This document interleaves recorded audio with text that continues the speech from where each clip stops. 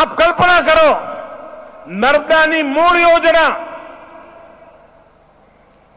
જે સરકારો બેઠી હતી એમણે જે નર્મદાની મૂળ યોજના બનાવી હતી એના બધા દસ્તાવેજો મોજૂદ છે.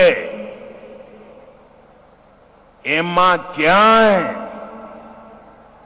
કે તમારા પટ્ટાને નર્મદાનું પાણી મળે એવું ક્યાંય કાગળ ઉપર પણ ચિત્રામણ નથી, નામો નિશાન નથી. નર્મદાનો ન અરવલ્લી જિલ્લા કે સાબરકાંઠા જિલ્લાના ઉપરવાસ માટે ક્યારેય એની નોંધ નહોતી. જો ગુજરાતનો સર્વાંગીણ વિકાસ કરવો હોય તો જેમ શિરા અને ધમનીમાં રક્ત વહે, લોહી વહે, એમ ગુજરાતને ખૂણે ખૂણે પાણી વહેતું થાય તો જ ગુજરાતનો સ્થાયી અને કાયમી વિકાસ થાય. એ સપનું અમે જોયું, એ સપનું અમે જોયું. અને હું આ રાજ્યની યુવા પેઢીને પ્રશિક્ષિત કરવા માંગુ છું, શિક્ષિત કરવા માંગુ છું કે તમે 15, 17, 18, 20 વર્ષની ઉંમરના થયા છો, કે તમે 15, 17, 18, 20 વર્ષની ઉંમરના થયા છો. તકલીફ કોને કહેવાય એની કદાચ તમને ખબર સુદ્ધા નહીં હોય. ભરવા માટે 3-3, 5-5 કિલોમીટર બેડા ઉચકીને જતી હતી, એ દ્રશ્ય કદાચ તમને જોયું નહીં હોય. તમારા મોટા ભાઈ 25, 30, 35 વર્ષના હોય,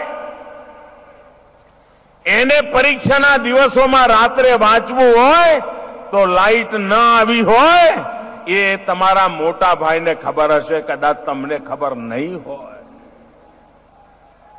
તમારા મોટા ભાઈને ભણવું હોય, કિલોમીટરો સુધી શાળા નહીં હોય, બસ આવે અઠવાડિયામાં 2 દાડા તો માંડ નિશાળે જાય, એ દિવસો તમારા મોટા ભાઈએ જોયા હશે.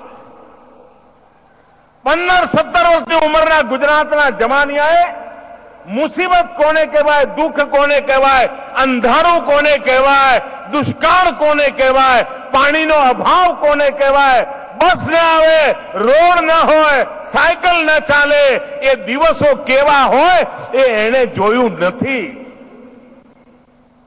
મારી વડીલોને વિનંતી છે કે જરા ઘરમાં બેસીને પોતાના સંતાનોને જરા યાદ તો કરાવો કે પહેલા આપણે કેવી રીતે જીવતા હતા,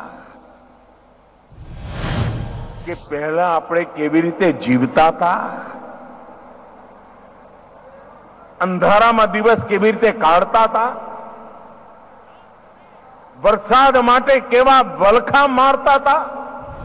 નહીં કરીએ ત્યાં સુધી આ પાણીનું મૂલ્ય નહીં સમજાય ભાઈઓ. અને એટલા માટે આ લોક શિક્ષણ જરૂરી છે.